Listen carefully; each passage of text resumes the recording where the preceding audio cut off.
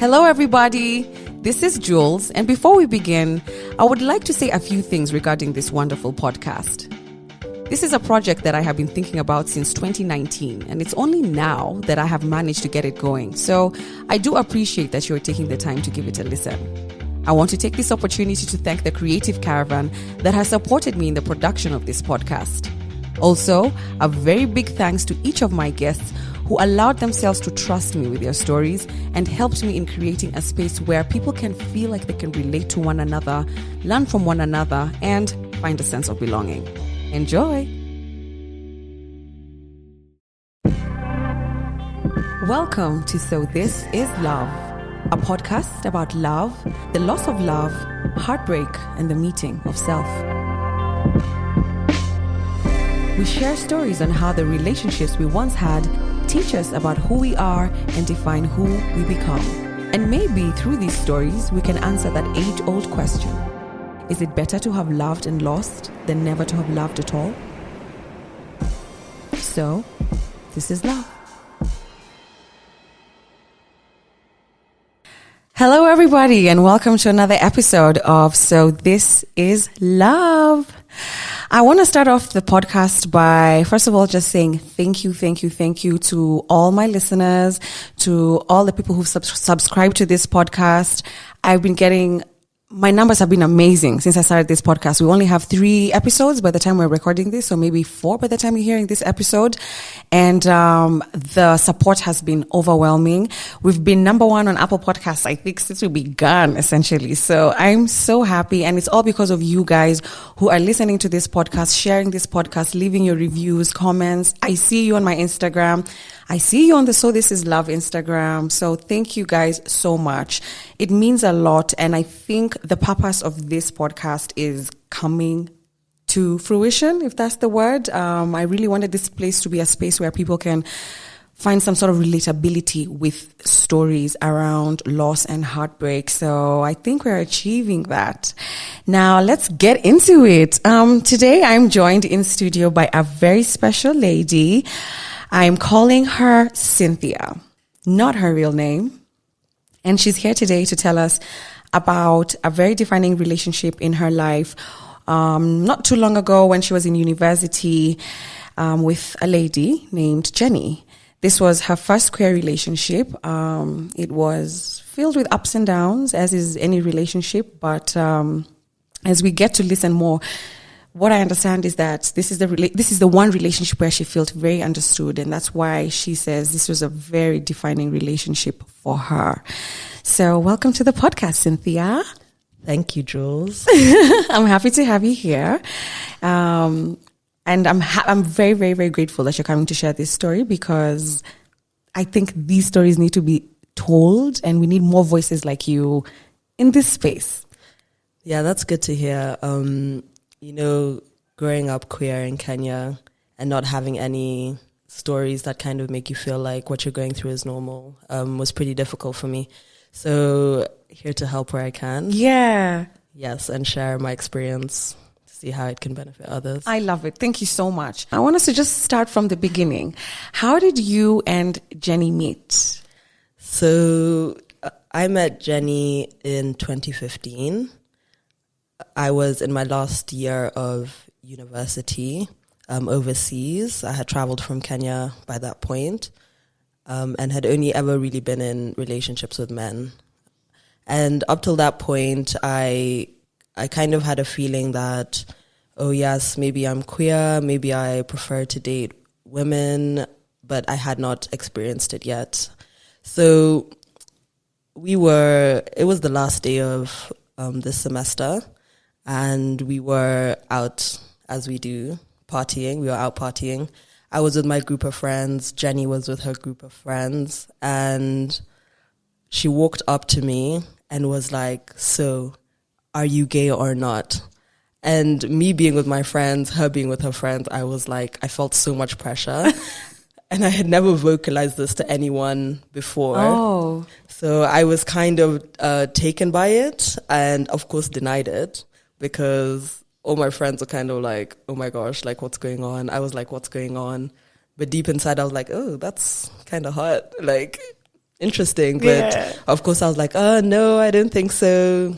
Didn't really entertain the conversation, but definitely was thinking about it the whole night.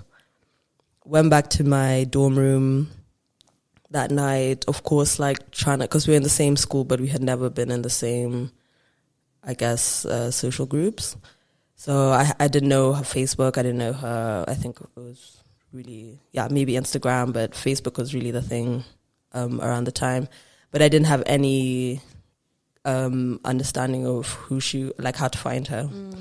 So I kind of looked a bit. I think we had a mutual friend, and I found her and I messaged her and I was like, hey, you know, it was really courageous what you did tonight, and I'm sorry I reacted in that way, but you know, like I would maybe say I am into women and would like to continue talking to you if that's okay with you. And as it was the last day of school, it was literally the day before everybody was kind of flying out, going to do their own things. And as if I remember correctly, she was doing her master's. She was a couple of years older than me, and she was actually done. She was going to work in a nearby town from where our university was, like an hour away, and I was coming back for my last few terms. So we kind of started chatting. I went to see my family in another country. I can't remember where Jenny went, but I think maybe she had gone to where she was working and started working. And just chatting all the time, like, you know, like up all night on the phone. I was like, oh my gosh, I didn't know I could feel this way about somebody ever. And, you know, even looking back, when I think about when I was dating men, it was kind of like, oh yeah, you're cool. We could become really good friends. We could, you know, be intimate. But it was never like, oh my God, I feel so safe. I feel so understood. This feels right. It was there was always something. And this was the first time I was like, oh my gosh, like this is what it is that I've been waiting for. This is what it is that I thought I couldn't have, that I have now, you know? So that was a really interesting summer holiday. Just falling like deeper and deeper for this person, like every day, but also very far away from each other at the beginning of this budding relationship. And I think there was a very big downside to it. As I was on holiday with my family, I was still in the closet. So it's not like I could be like, oh my gosh, to my sisters and my mom, like I've met this person that's making me feel a little XYZ. It was literally like me going through this by myself and with Jenny. And I think maybe one friend who's been my friend for many years. I feel like she was maybe the only person I could talk to about this. So it was very bittersweet, I would say. And so then fast forward, I guess, through that summer of like talking all the time, I had now come back. We're in the same country. And the summer holidays had ended, and now we were back in the same country after, I guess, almost basically falling in love over the phone. So also that first face-to-face interaction was very foreign to me, because at that point, she had been queer openly for much longer before that point, whereas I was coming into this without no past kind of reference, experience, or even communication or conversation about it. So I would definitely say I was extremely nervous to come back, to actually be together. And you know that joke of like, oh, are you going to do what you said on text type thing? Because I was just like, oh, what are those things, you know? because it was something I had never experienced before. So I came back to school. She was working about an hour away by train from where I was. And I couldn't come to, I didn't feel comfortable to invite her over to school because I didn't want to be judged for this. I still felt this big amount of shame of what are people going to think of me? Oh, people are going to think I'm gay, and there was just still such a negative stigma to it at the time.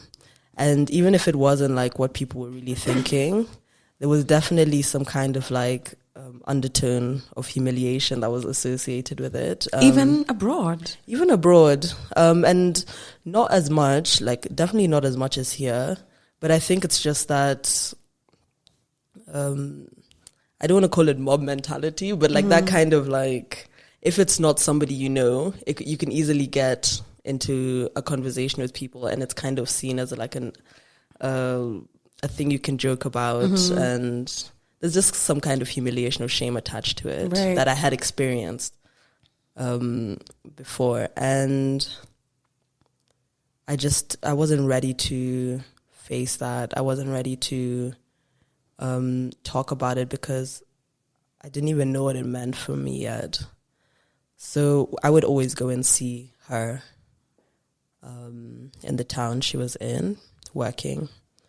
And she had two other roommates, one really cool chick, another one also who was also queer. And it was just such a loving environment. So I definitely felt more comfortable also putting myself in that kind of environment where I didn't have to explain myself.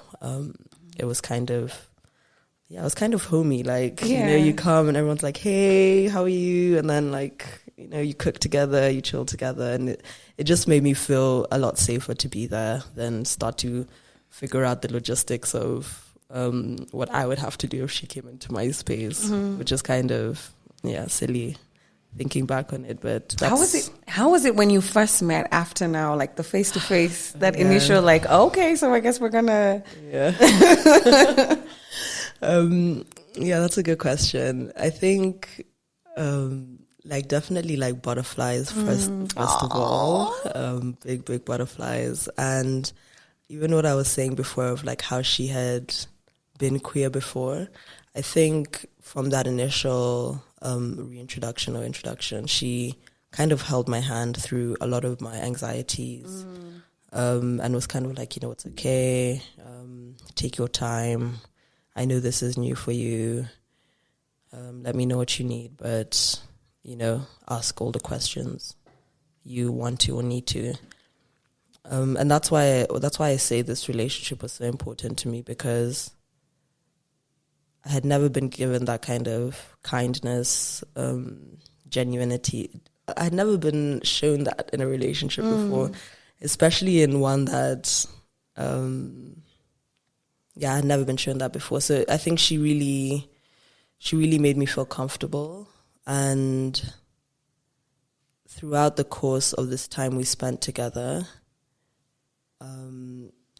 it was just a day by day process of kind of like understand. Like, it was a normal relationship, I guess, but I think just at that initial point, there was a lot of tell me what you're going through, tell me how I can assist you, talk to me if you need to, and that really made me feel safe. Okay, so now you're back in the same country. I guess you're getting to know each other. Are you dating at this point? And can you tell me a little bit more about that time? Yeah, we're definitely dating. And it was a weird time because I was just in my last semester of uni and was about to travel as well. So I think there was kind of there's like a clock on it, because I think I was traveling to work in the States after that, and just this kind of idea of the distance coming, and we both kind of had this mentality of like, this will be fun while it lasts, let's enjoy it while it lasts. And I think that's how we treated it, the relationship. So it was kind of like 3 months of like really being invested in each other, really learning a lot about each other. We came from very different cultural backgrounds. We came from different continents. And I think that was also kind of exciting at the time. And I think, this 3 months of dating was a lot of just experiencing life together, really. I was going there every weekend to see her. We would do like outdoor activities. We would go and eat. We would show each other things. We would teach each other things about our culture. And it was just so fun and loving, you know. I think it's only because this relationship lasted, I think, on and off from 2015 until 2018. So even when I'm explaining this to you, it's kind of like, I tell you, I'm saying it like at the time it was like this because it wasn't always like that. Although this is something I do cherish about that moment in time. And I think that just the nature of it being my first queer relationship, I do appreciate that it was kind of taken with that lightness, right? You know, rather than it being like, oh my God, we're queer and we have to do this and go by these rules. You know what I mean? The kind of like stigma of like we need to put ourselves in this box and abide by these rules and not show affection in public because who knows? Like we had the privilege of being in, I think, a location where it was legal to be gay, right? And I'm happy we were able to exercise our love in that way. So it's a time I do cherish for sure. Okay. So you said you're on and off 2015 to 2018, mostly good and mostly bad. And we're getting into the next part of it, I'm guessing. When did you know that you were in trouble, or when did you start to see some signs of trouble? I think after that kind of 3 months together, and when I did eventually move to work in the States, I think we had wanted it to just be like a breakup and we kind of just move on. But you know, the kind of feelings, and we did love each other at that point, that had come up, made it very hard for us to forget about each other. And the fact that we did decide to end the relationship there, it left a lot of room for us to pop up into each other's lives again. So we did break up for, could say, maybe like 6 to 7 months. I moved to the States. I worked there. Even started seeing men again, to be honest, just because I was still in the closet. I was still hiding. I was still... and, you know, there's also this thing of, like, trying to look for women, like, when you're queer. Yeah. And, like, you're overseas. And, like, you just don't... Like, I just was never lucky enough to find them or go to gay clubs or... I don't know. There was something I was never able to unlock in this queer life. Okay. Is it because maybe it was easier because Jenny is the one who was kind of like holding your hand, and then now maybe going to a new country is like, now am I the one who's gonna go up to women like, hi? I guess so. It was just like, I think it was so easy with Jenny because I didn't have to do any of the work in the introductory phase. But like now it was kind of like I knew this thing about myself, but I didn't know how to be the one to open that door, you know? Yeah. Like, yeah, I don't feel like I had the confidence in me at that time of like me being able to go up to someone and being like, so are you queer? Are you into girls? Like, I was definitely not there yet. And that put me back. Like, you know, I was like stepping out the closet there and then like I just stepped back in. Yeah. So I think for me, like this is kind of where I feel like it got a bit toxic because even for me, maybe I did understand that me and Jenny decided to break it off, but maybe it was a bit selfish of me to continue trying to be with Jenny because of that safety that she gave me, you know, that love she gave me, and she just made it so easy for me to be who I was. And I think as time passed and that was not the plan, or that's not what we discussed, I think I still tried to make it work, you know. Mm-hmm. So I think that's definitely, I think that would definitely be the tipping point, one would say, of when it became something natural to when it became something kind of a bit extra, you know. Yeah. Yeah. Like I mentioned to you earlier, there's a lot of travel because of the type of work I was doing. But then I moved back to, no, I didn't move back. I moved to the continent that she was from. I got a position to work there for, I guess, a year and a half. And I would say this is when I probably made the worst move ever. Okay. In terms of my life and maybe the relationship. But so we had broken up, and then I moved to the continent. She had moved back home, and I messaged her and I was like, so I'm gonna work here, in this country nearby yours. Why don't you apply for a job and come work in the same place? And why don't we try do this again? So already I had kind of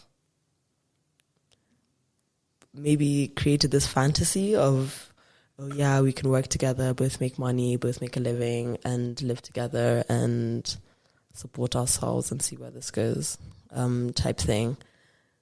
And before that, we both had some time off, so we went on holiday together.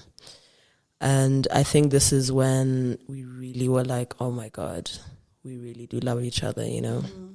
Mm-hmm. Let's move to this country together. Let's try look for a job for you, and, you know, let's try make this work. And oh my God, there was like so much stuff that I was carrying at that time. Like I was not mentally not in a good place, you know. I was kind of promising all these things when, in fact, at the end of the day, I was not able to even fulfill half the things that I was promising, you know. So at the point where I moved and I started working, and she found a job and started working, and we were living together. How big is all of that? Mm-hmm. And I was not even like in a mental state or like emotional state to be doing any of this. At the same time, in the closet with my family. And you know, I really want to say this because it was really painful for me. But like, you know, even I have like two sisters who I'm very close with. And I think that was the most painful part, because it's not even about like being in the closet to your parents. It wasn't about being in the closet to my parents for me. It was about not being able to share this with my sisters, you know, the people who were closest to me. And that was really weighing on me as well, you know. I think apart from one friend, like nobody knew I was living in this country. People knew I was living. People knew I was living there and working, but people had no idea that I was like living with my girlfriend at the time, you know. And it was weighing heavy on you. It was weighing extremely heavy on me, because you can't, you know, like even when I'm talking to my mom, like, oh yeah, I found this apartment, I'm moving in next month.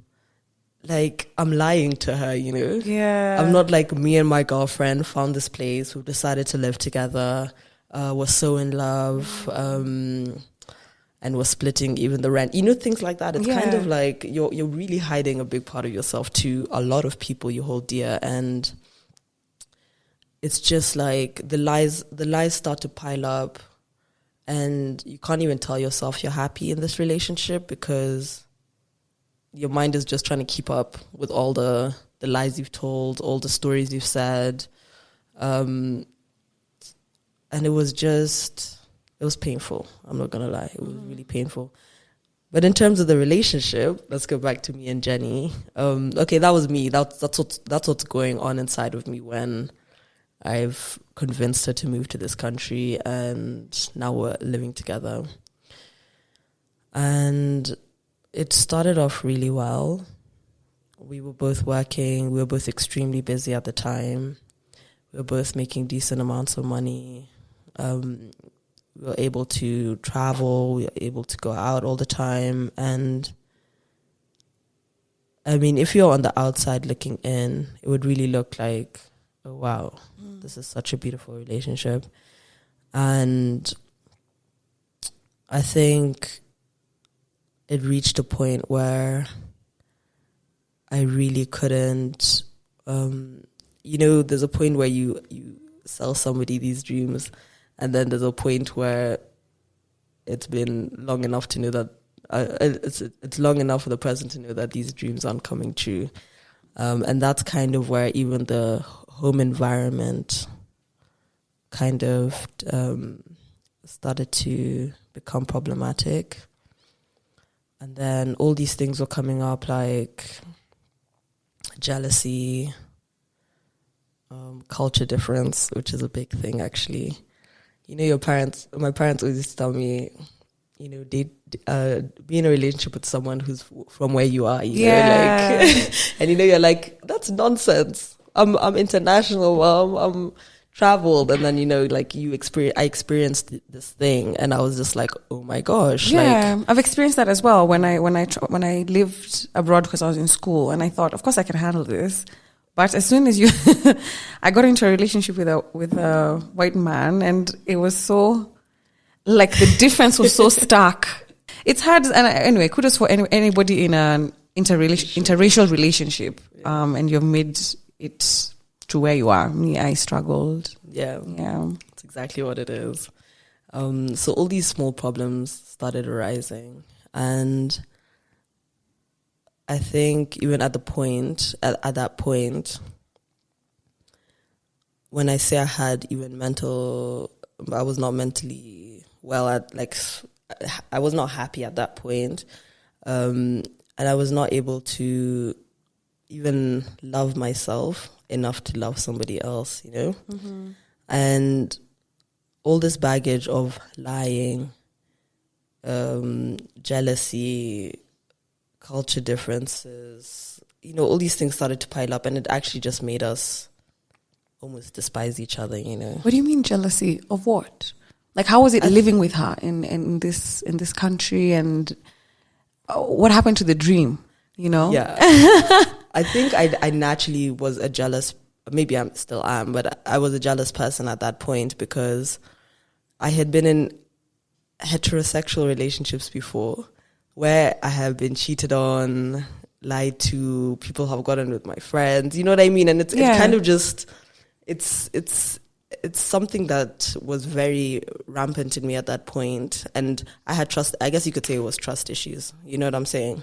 So, and I had no tools to help me at that point. I think now I could speak differently, but at that point, I was not doing therapy. I was not able to talk to my family. So I was kind of just like an extremely toxic human being who had no outlet to really talk about the things I was going through. And why I even say culture difference is a thing is that the problems I'm going through are not the same problems that Jenny is going through. And she can listen to me, but she couldn't, even some things she can't maybe understand. Yeah, I get you. Okay. And things are lost in translation, and then you're still just left feeling like, I guess you could say I went from feeling extremely understood in this relationship to feeling extremely misunderstood.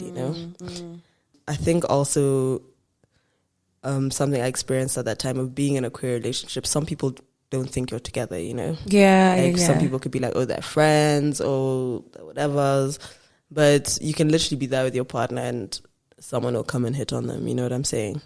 And sometimes she would also entertain, like, not in a way of like, oh yeah, let's go do this, but like, it was kind of like, I felt like, oh my, like, am I not here right now? Right. So there was just so much going on. And I can't say like I was young, but I was younger. Like I had no reference even to I had no good example of a successful relationship. Right. Even my parents split up when I was very young. So it's kind of like the fight or flight, you know, like the flight is easier for me than like to fight for it. You know what I mean? So I just kind of took all these things extremely negatively. Also, there was so much trauma I had from forcing myself to be with men before, that I almost treated that relationship as the same, you know? I don't know if I'm making too much sense, but it's kind of just like there was so much going on for me at that point, and I had no outlet because of this thing of being in the closet. And I think really at the time I was courageous enough to tell the people I loved the truth so I could get even just counseling or something. But I just was in this place where I knew I wanted to be in a queer relationship, but how am I meant to be in this if I'm not able to communicate it with anyone, you know? Yeah. There's kind of like this internal turmoil that I was going through. It's painful. It was hard. So I think at that point I could realize that I was really not in a position to be in that relationship. And she kind of was the one who was with me at that time and got the effects of me at that time, you know.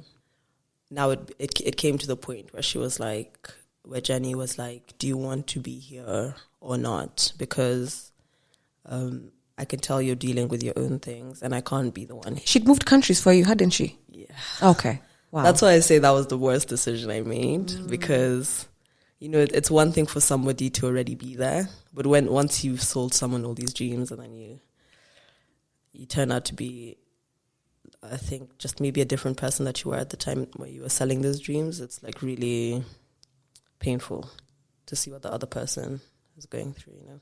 So for her, she was like, do you want to be here or not? Like, I'm not here for the BS, you know. And I completely understood that. And I would go days without talking to her. You know, like I was just in such a bad place that there was no way this relationship could go other than it ending, you know. Right. So you said you feel like you were a bit toxic towards her? Yeah. Or in the relationship? Yeah, definitely. Definitely. Like I could not listen. I could not sit down and hear, you know, what she was telling me. My problems were more important than her problems. You know what I'm saying? Like, yeah. I was not fun to be around, let's say, you know. And it's all this woe me, but, you know, if someone's also trying to help you through that, it was all this woe me, and if someone's really trying to be there for you and you're not letting them, I think that's when I would say I was definitely extremely toxic. Okay. At that point. So after I think we lived together for a good 6 to 7 months. And then one day she woke up and she was like, when I come home from work, I want your stuff out of here. So I packed my stuff. I didn't have work that day. She did. So I packed my stuff and I left. And the fact that I can even recognize how toxic I was at that point is that I know she told me to do that, but I don't think she really expected me to. And I did it, you know. I picked up my stuff and I left. I didn't pick up her calls for a week or so. So even for her, she was worried. She was like, what's going on? But I mean, it was definitely cold, but it really did bring an end to this really unhealthy, problematic relationship that beautiful story I told you at the beginning had come to. Oh, man. Yeah, so I moved out. We both still had to finish our contract. So we both still lived in the same city. but we had the same friend group. Oh my God. Oh, and like right after we had broken up, my mom came to visit me. In your new house? In my new house. So I feel like even the fact that the relationship ended there, like I think I was also like a small part of me was happy because I was like, oh my God, my mom is coming. Yeah. I don't have to explain to her, or I don't have to tell my girlfriend to move out for like a week. Oh my God, the closet. It's the most ghetto place to be in, I tell you. And yeah, so my mom came to visit me, my sister, my cousin came to visit me. Oh, did your sisters know it? You hadn't told anybody at this point? I hadn't told anyone at this point. I did come out to everybody not long after that. But at this point, I was like, because all the lies, you know, I told them all the lies in the world that there's no way I could be like, oh yeah, psych, I'm living with this girl for the past 7 months. Hey, so it was just, I was still keeping up with all these lies. Yeah. So still not mentally in I a think good place. that stuff was eating you up. It ate me breakfast, lunch, and dinner, man. So Jenny and I didn't speak for about a week. She eventually found out where I had moved to. So she did come and was kind of like, what the hell, you know? Like, how do you just disappear like that? Like, I know I said what I said, but I was worried about you, you know? Mm-hmm. And for me, I was kind of just like, whatever. You know, like I didn't have a good attitude about it at all. I was kind of just like, you said what you said and, you know, let's break up. I think at that point, I was really ready to break up with her because it was not a fun, like there was nothing fun about what we were up to at that point. And I think also part of me knew that I was doing her more of a favor than I was doing me because, you know, there's also this thing of somebody wanting to stay in a relationship that may not be favorable to them. Mm-hmm. You know what I mean? And I really felt like that's not even where I was heading towards, like that's almost where we were at, you know? So it was hard for both of us. We had, like I said, we had the same friends group, so people were hanging out with us, hanging out with me on Saturday, hanging out with her on Sunday. It was really awkward, you know? And I just decided, let this go. You've already done enough damage. Like, just move on. And then after that, I had the opportunity to extend my contract for 1 more year. And I decided not to. So I came back to Kenya. And yeah, since then, there's just been really, maybe like an email here or there. But there really hasn't been much contact. And probably for the better. Mm-hmm. You know that thing of like, I think even, I mean, now it would be okay if we spoke because we both moved on. But you know that thing of like going back to your ex so many times? Like, I feel like we really had that effect on each other. And I'm not like into astrology like that, but we're both the same star sign. Okay. And we're just so similar that we could really you get sucked back in. Yeah. Actually, so I think that cutthroat, like cold turkey mentality was the only thing that could save us then, because we were really ready to come back, do tomfoolery again. You know what I mean? So I think I really understood that, and I was just like, take care of yourself for a bit, take some time off. What is being queer? What are you? What do you identify as?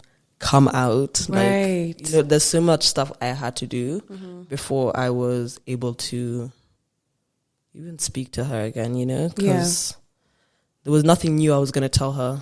I was just going to tell her the same problematic stuff.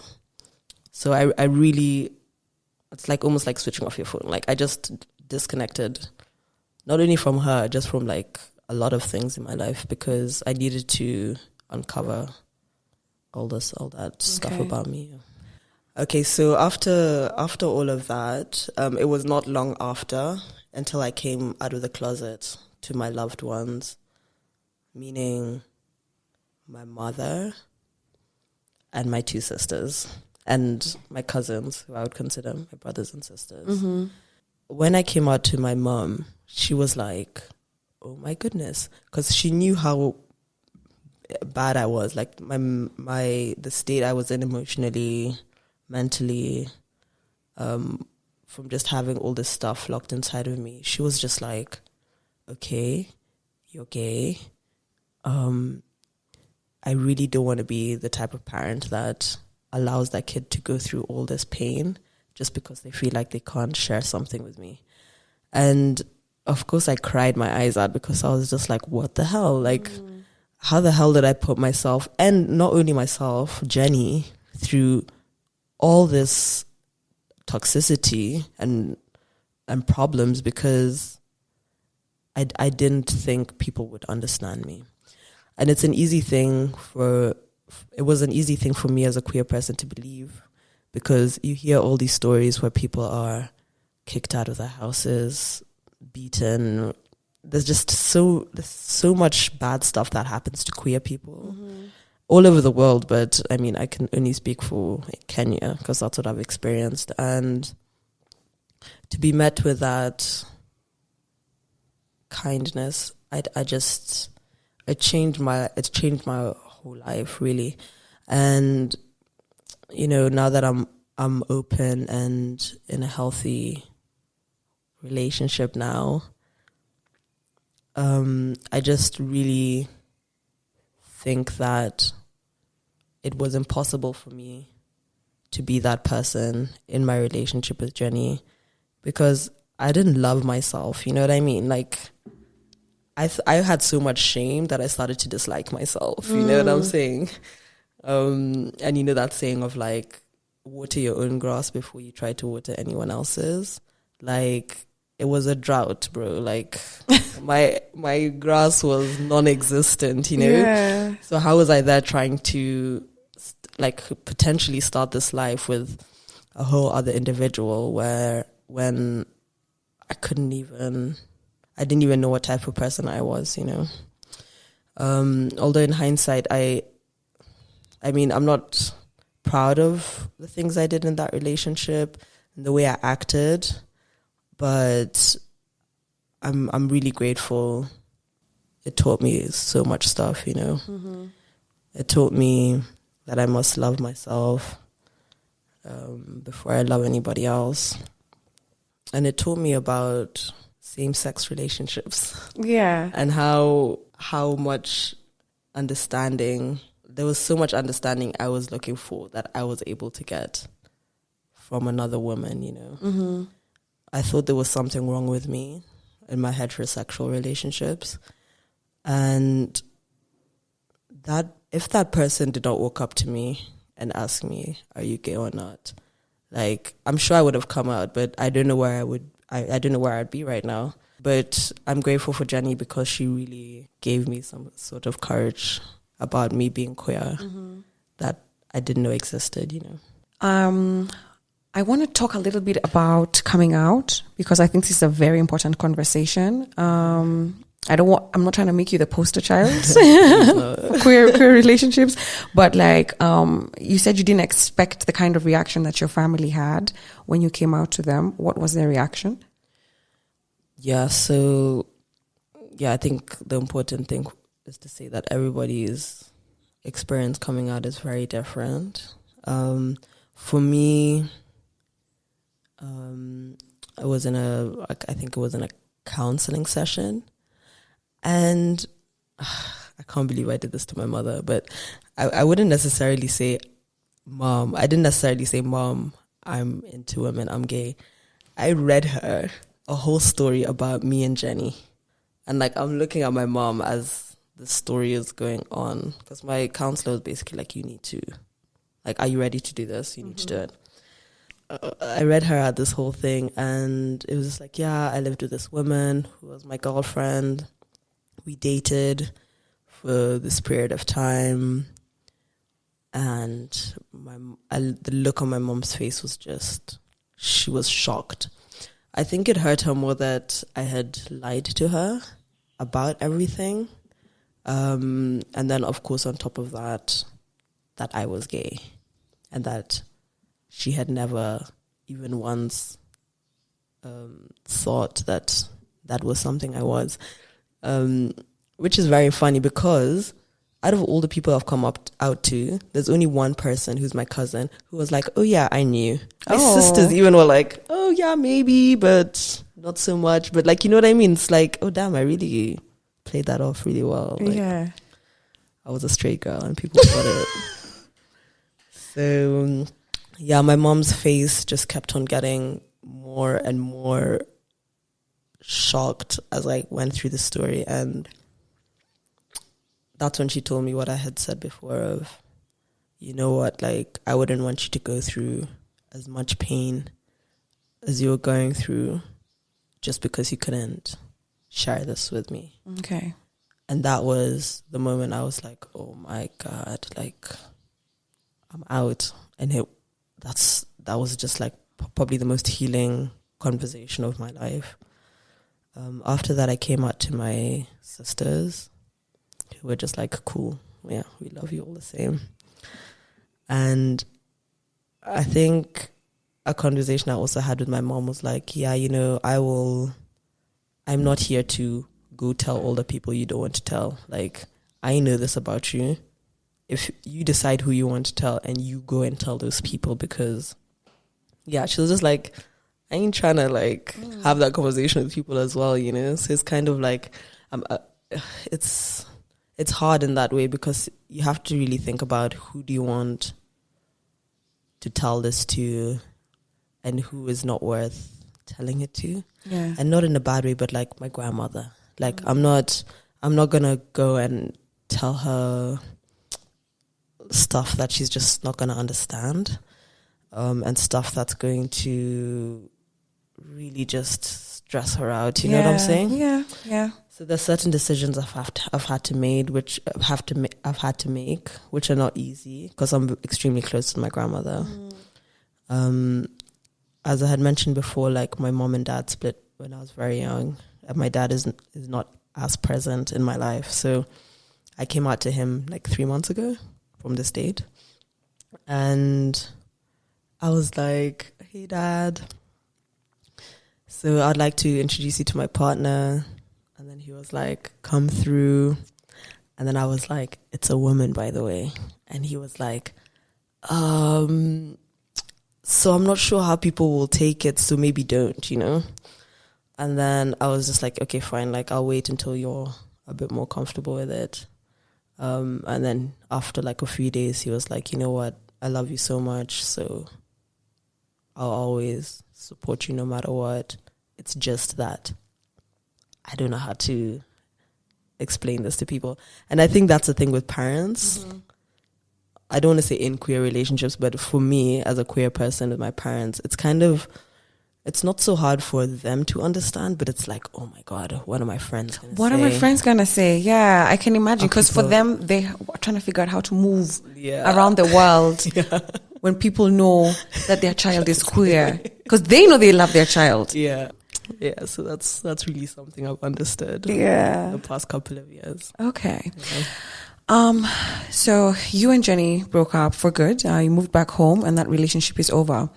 What would you say is your biggest takeaways from that relationship for yourself that you are applying into your life and or romantic relationships that you've had moving forward or after that relationship? Yeah, so I think I mentioned this before, but I think it's really true for me. But love yourself before you love anybody else, and water your own grass before you water anybody else's. Because I feel like that's a thing people really have. Like they would rather have the cuddles rather than be alone. But I think it's really important to take time out and understand yourself and love yourself. Where are you now in terms of mentally and also relationship wise? So the good part. Skip to the good part. Let's skip to the good part. So right now I'm in a really happy relationship, and I don't mean like happy in terms of like things are always peachy, but I'm in a relationship where we really do understand each other. We listen to each other. We talk through our problems and don't let things pile up. And we really hold space for each other. So I feel like taking that time out in order to understand myself has really allowed me to approach this relationship with a completely different set of eyes, which I'm grateful for. And it hasn't been easy, but it's been worth it. I feel like if I stick to the things that I know are true about myself, then I will eventually add value to somebody else's life. Mm-hmm. I'm not here trying to shapeshift and try fit into people's idea of what they want to hear, you know, like this is who I am. This is who I am. And if you come to me, you can be sure you're going to get that, whether you like it or not. You know what I'm saying? Yeah. All right. Well, thank you so much, Cynthia. In case you guys didn't catch it, Cynthia is not her real name. Jenny is not her real name, but you know, that's how we do it here on So This Is Love. Thank you so much, Cynthia. Thank you so much, Jules. This was really good. If you have liked this episode, please subscribe to this podcast and leave us a review. You can also share this podcast with a friend or two and follow us on our Instagram at SoThisIsLove_podcast. If you would like to be a part of this podcast, you can also reach us via direct message on our Instagram. This is Jules. See you next time.